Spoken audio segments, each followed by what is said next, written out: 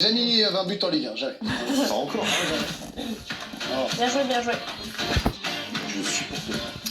Ah, mais il a... Ciao Tom, comment ça va? Comment ils vont Mais ceux-là? non, on s'est fait une mise en pli là. Je l'ai poussé un peu, je veux te ressembler un peu. Oh, ouais.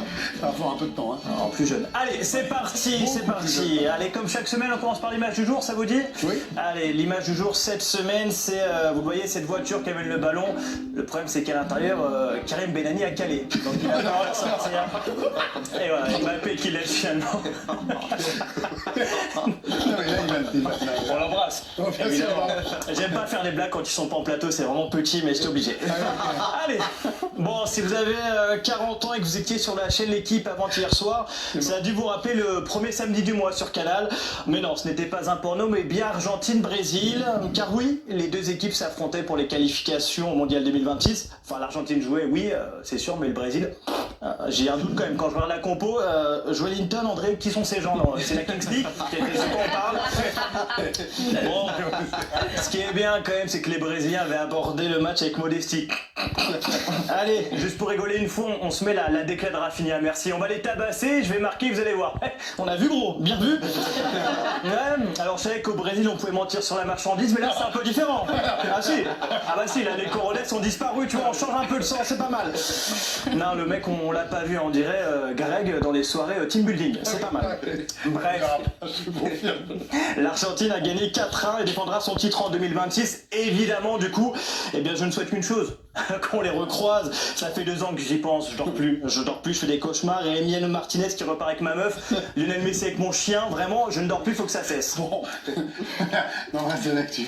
Allez, l'Uruguay n'a pas pu faire mieux qu'un nul en Bolivie. En même temps, très dur de jouer en Bolivie. Hein. Il paraît que c'est aussi dur de respirer là-bas que dans la fosse d'un concert de Zaz. Mais bon, ça, pas pour les mêmes raisons. Le journal L'équipe, pour enchaîner, il faut enchaîner là.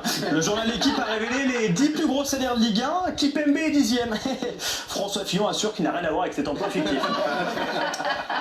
En première ligue, les salaires des joueurs ont aussi été dévoilés. On apprend par exemple que Haaland est payé 500 000 livres par semaine. C'est complètement dément. T'imagines, toi, Jérôme, à l'époque, on vient de voir, on te propose 500 000 livres.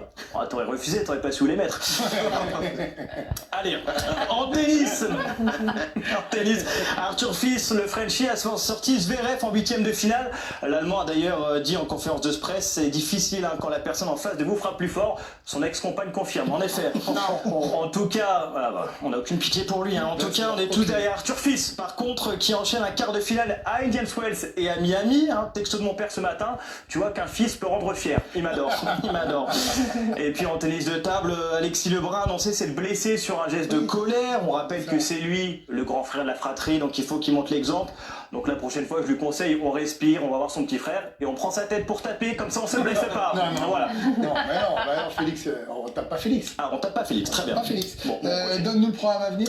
ce soir, un complément d'enquête sur Nasser Al-Khelaifi, le président du PSG, document à suivre, hein, où seront abordés les sujets des faux comptes sur Twitter, des procédures judiciaires et des croquettes sélectionnées pour son chien Vince. Un documentaire très très attendu. Sur l'équipe, il y aura aussi la première de Tudor avec la Juventus. Oui. Ouais, le Croate qu'on a envoyé réveiller la vieille dame comme un pompier dans un EHPAD. On espère une meilleure fin, évidemment. Et puis, j'ai aussi un programme hein, pour les fans de cyclisme. Il y a ce week-end sur la chaîne l'équipe Gande-Belgem, un classique belge. Je connais pas, hein, moi je connais Dickenex, ça s'arrête là.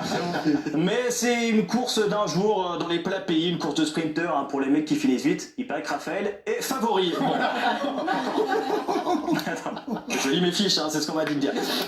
Et enfin, ce qui est très attendu, c'est le retour de la Ligue 1. Et je vous jure que je n'ai pas été payé pour dire ça. Enfin, j'ai été payé, mais pas. Bref. Évidemment que je critique beaucoup notre championnat, comme je critiquais beaucoup mon ex finalement. Mais lui au moins revient après chaque break. Voilà.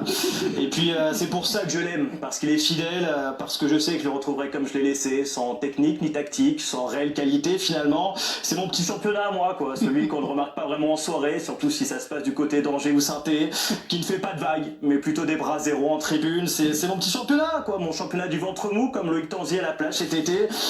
Ouais, mon championnat, tu m'as manqué, promis juré, et je n'ai toujours pas pris d'IPTV. Allez, bonne soirée, Merci Tom Charano, bravo pour ce très bon sens de moment.